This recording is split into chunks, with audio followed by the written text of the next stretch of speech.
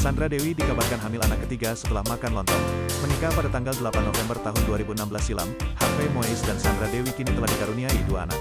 Sandra Dewi mengungkapkan, usai kelahiran anak pertama, dirinya sering menangis karena merasa kesepian.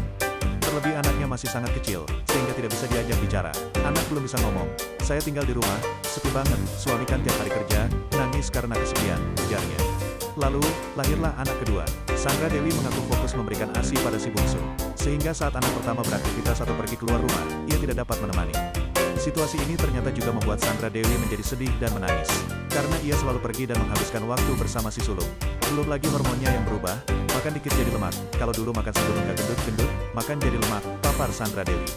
Bahkan, Sandra Dewi mengaku pernah disangka hamil anak ketiga usai makan lontong.